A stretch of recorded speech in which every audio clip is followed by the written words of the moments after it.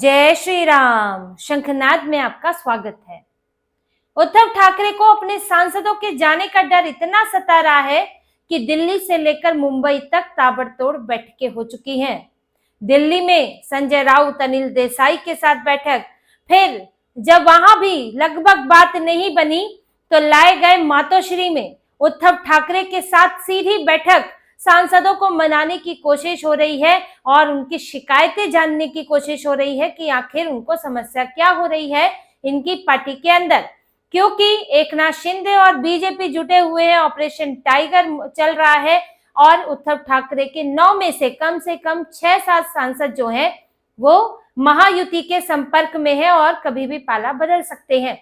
जब ये सब चीजें सामने आई, एकनाथ शिंदे ने दिल्ली का दौरा किया और यहाँ पर अमित शाह और पीएम मोदी से मुलाकात की तो फिर उद्धव ठाकरे की पार्टी में खलबली मच गई। यूबीटी में अब तो हो गया कि भैया जीता हुआ सांसद चला जाएगा। और लोकसभा में इनका, राज्यसभा में तो एक पहले ही चला गया, प्रियंका चतुर्वेदी थी, उनका कार्यकाल खत्म और सीट ले गए शरद पवार। तो लोकसभा में भी इनकी हालत खराब होने वाली थी। तो इसके बाद उद्धव ठाकरे ने संजय राउत को काम पर लगाया और एक बैठक हुई है दिल्ली में संजय राउत, अनिल देसाई, इन सब के साथ बैठक हुई, जिसमें सांसदों ने बताया कि उनको समस्या क्या है। उन्होंने बताया कि इस पार्टी में हम हैं तो सही, लेकिन हमें कोई अपना मानता नहीं है। उद्धव ठाकरे से मिलना मुश्किल है। उद्धव ठाकरे से ना हम डायरेक्ट मिल सकते हैं, ना इनडायरेक्ट कोई बात हो सकती है। अगर हमें कोई समस्या है तो हम उन तक पहुंचाए कैसे? उद्धव ठाकरे अपनी कोर टीम के अलावा किसी की सुनते नहीं है, तो फिर हमारी हैसियत क्या है? हम सांसद तो हैं, लेकिन हमारे साथ कोई व्यवहार नहीं है, वैसा अपनी पार्टी के नेता जैसा व्यवहार नहीं है, तो फिर हम यहाँ पर रह के करें क्या? उन्होंने आदित्य ठाकरे की भी बात की कि आदित्य ठाकरे भी सक्रिय नहीं है। चलिए, उद्धव ठाकरे से मुलाकात नहीं हो पाती तो कम से कम आदित्य ठाकरे से हो जाए, आदित्य ठाकरे सुन ले। हम ये कम से कम मान के चल सकते हैं कि हम आदित्य ठाकरे को जो कहेंगे वो उद्धव ठाकरे तक पहुंचेगा। और वो भी क्योंकि पार्टी भले ही वो सिर्फ युवा नेता है, युवा इकाई के नेता है, लेकिन आदित्य ठाकरे कल को आने वाला यूबीटी का भविष्य है, तो उनके पास ही फैसला लेने का अधिकार है। वो कम से कम मुलाकात कर ले, लेकिन वो भी मुलाकात नहीं करते हैं। ये सारी परेशानियां उन्होंने बताई। और फिर जब संजय राउत ने भी मनाने की कोशिश की, लेकिन वहां कुछ बात हुई नहीं कि भैया जब तुमसे ही बात करनी है तो फिर क्या फायदा है, तुमसे तो हम वैसे भी बात कर ले, हमें बात करनी होती है उद्धव ठाकरे से, तो यहाँ बात करने का क्या फायदा है? तो ढक के 3 बात है। तो वहां संजय राउत की बात बन नहीं पाई। दिल्ली में इनकी बैठक हुई थी। फिर इसके बाद जब इनको कुछ शिकायतें पता चली तो फिर ये उद्धव ठाकरे के पास गए संजय राउत। तो उद्धव ठाकरे ने मातोश्री में बैठक रखी।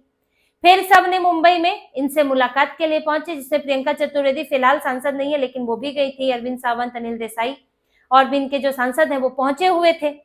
अब वहां पर उन्होंने कुछ और बातें भी बताई कि इनको आपकी पार्टी से हमें जो सहयोग चाहिए वो हमें नहीं मिल पा रहा है। पहले तो आप तक पहुंचना मुश्किल होता है। दूसरा, स्थानीय निकाय चुनाव अभी हुए थे, उन स्थानीय निकाय चुनाव में ना आपने प्रचार किया, ना आदित्य ठाकरे ने प्रचार किया। आखिर फिर हम उन चुनाव में हिस्सा क्यों ले रहे थे? देखिए, सिर्फ बात ये नहीं है कि स्थानीय निकाय चुनाव है तो वो स्थानीय स्तर के नेताओं की बात है। आप हार गए तो या छोड़ दिया तो कोई बात नहीं, इससे उद्धव ठाकरे, आदित्य ठाकरे का क्या जाएगा, बात ये नहीं होती है। देखिए, जो चुनावी व्यवस्था की इकाई है वो ऐसे नहीं बनती है कि अच्छा सांसद है वो अपने स्तर से जीत जाएगा, विधायक अपने स्तर से जीत जाएगा, स्थानीय नेता अपने स्तर से जीत जाएगा, ऐसा नहीं होता है। जो जितना ग्राउंड में मजबूत होता है उसके लिए उतना आसान होता है कि उसके ऊपर के नेता जीत पाए। स्थानीय निकाय चुनाव भले ही पार्टी आधारित नहीं होते, लेकिन पार्टी के समर्थन से होते हैं, ये हम सब ने देखा। उसमें कुछ जगह होता है कि अपनी मर्जी भी चलती है, क्योंकि पूरी तरह पार्टी का कंट्रोल नहीं होता है, लेकिन अधिकतर तो पार्टी के समर्थन से ही लड़ा जाता है।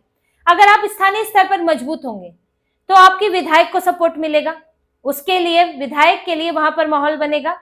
आपका विधायक कहीं पर होगा तो आपके सांसद के लिए माहौल बनेगा। आपके संगठन पर अलग अलग स्तर पर लोग मौजूद होंगे जो कल को आपके लिए प्रचार करेंगे, आपकी बात पहुंचाएंगे, आपको इलाके की स्थिति बताएंगे। लेकिन वो कैसे होगा? अगर आपके नेता जीतेंगे ही नहीं तो जो वहां हारे हुए रहते हैं वो कब तक हारे हुए रहेंगे? वो पाला बदल लेते हैं, आपका संगठन कमजोर हो जाता है। तो उद्धव ठाकरे, आदित्य ठाकरे, क्योंकि देखिए ये परिवार की पार्टियां हैं, तो यहाँ पर जो जैसे कि राहुल गांधी है, गांधी परिवार, कांग्रेस है, आपके स्टार प्रचारक कौन है? राहुल गांधी, प्रियंका वाड्रा। इसी तरह से यूबीटी है, वहां स्टार प्रचारक कौन है? वहां पे उद्धव ठाकरे, आदित्य ठाकरे। बीजेपी जैसी पार्टियां हैं या कम्युनिस्ट पार्टियां होती हैं, कैडर बेस्ड पार्टियां हैं, तो वहां पर एक व्यक्ति नहीं होता है, वहां पर कई लीडर होते हैं। कुछ व्यक्ति महत्वपूर्ण होते हैं, लेकिन उसके अलावा भी बड़े और लीडर्स होते हैं जहां पर बाइफरकेट हो जाता है। लेकिन यहाँ तो सिर्फ यही दो है, लेकिन स्थानीय निकाय चुनाव में प्रचार करने नहीं आए थे और ये सिर्फ उनका सारा फोकस बीएमसी पर था और वहां भी नहीं जीत पाए। तो उन्होंने यही शिकायत की कि आप संगठन हमारा बिखरता जा रहा है, कमजोर होता जा रहा है और आप लोग सक्रिय नहीं है और आप चुनाव प्रचार में नहीं आए। दूसरी एक समस्या हो गई हमें फंड की, कि सांसद निधि तो चलिए जो है वो मिलती है, लेकिन आपको प्रोजेक्ट अप्रूव कराने पड़ते हैं सरकारों से। आप सरकारी स्तर पर आपको सहयोग चाहिए, आपको सत्ता के स्तर पर भी सहयोग चाहिए। सांसद तो कह देगा कि फला उसके इलाके में एक प्रोजेक्ट लगेगा, वो प्रोजेक्ट मान लीजिए 2 करोड़ का है, लेकिन प्रोजेक्ट की प्लानिंग से लेकर अप्रूवल तक तो फिर आगे सरकार की बात आती है। आपके पास फंड है भी तो भी आप क्या करें, और कई बार तो फंड की भी दिक्कत है और आप अलग प्रोजेक्ट कराते हैं तो उसके लिए अलग से फंड आता है। तो उन्होंने यही कहा कि हमें फंड की दिक्कत है, पार्टी स्तर पर भी फंड की समस्याएं हो रही है। अब उद्धव ठाकरे के पास जवाब क्या था? तो कहने लगे कि हम लड़कर फंड लेंगे, शिवसेना लड़ने वाली पार्टी है, हम लड़कर फंड लेंगे। अरे भैया, आपके लड़ते लड़ते तो समस्या हो गई है।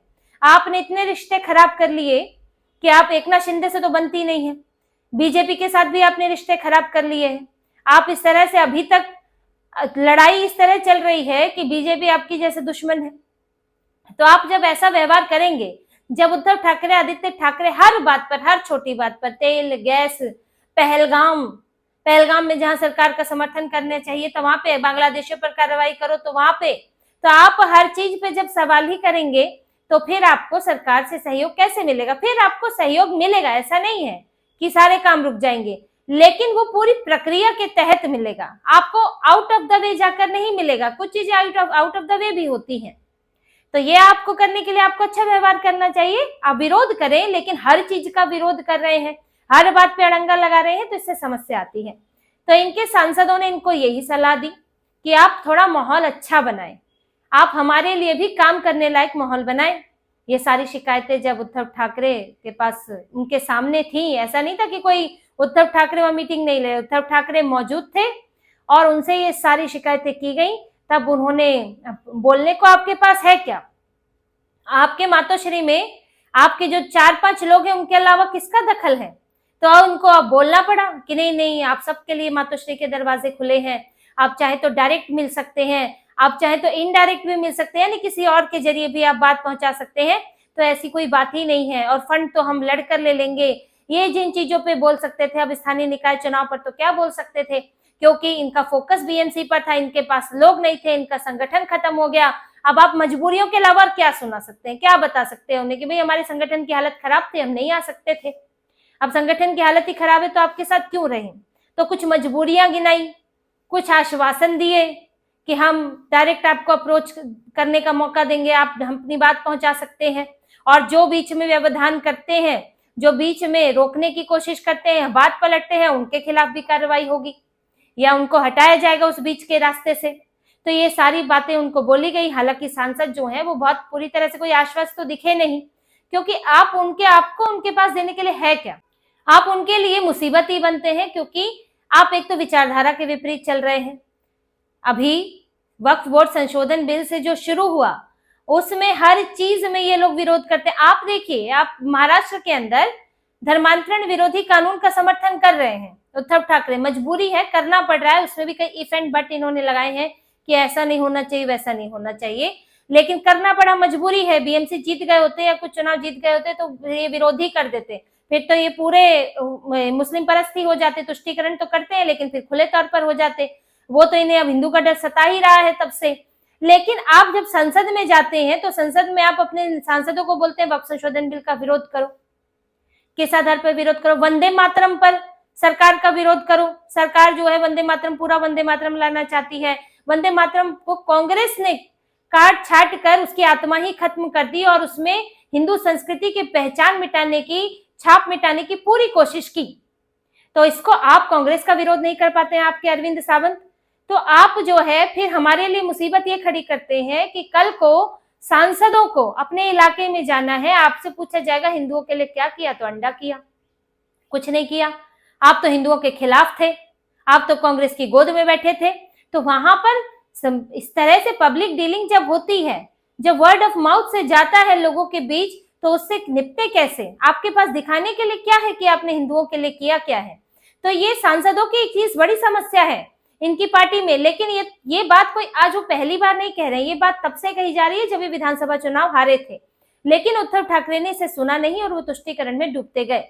आपके पास उनको देने के लिए ना विचारधारा है, ना आप सरकार के साथ कोई समन्वय बना के चल रहे हैं, ना ही आगे के लिए कोई उम्मीद है। लेकिन आज अगर वो एनडीए में जाते हैं तो एनडीए में उनको कल को जाके मंत्री पद मिल सकता है, जैसे कि एनसीपी के नेताओं को, जो एनसीपी को पिछली बार नहीं मिला था, लेकिन अब जो कैबिनेट रिशफल होगा उसमें प्रफुल्ल पटेल को देने की बात आ रही है।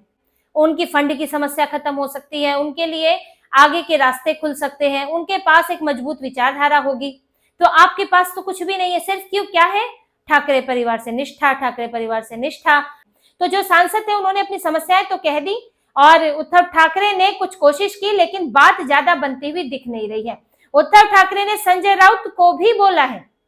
संजय राउत देखिए वो किस लिए जाते हैं भाई? आप सांसद हो राज्यसभा में, आप दिल्ली में जाते हो, आप वहां पर मीटिंगें लेते हो और आपको सांसद इतने नाराज चल रहे हैं और आपको कोई मतलब नहीं है। आपने अंतिम समय में जब ऑपरेशन टाइगर शुरू हुआ, जब एकनाथ शिंदे एक्टिव हो गए, तब जाके खबर लग रही है। आखिर सांसदों की बात हम तक पहुंच क्यों नहीं पाती है?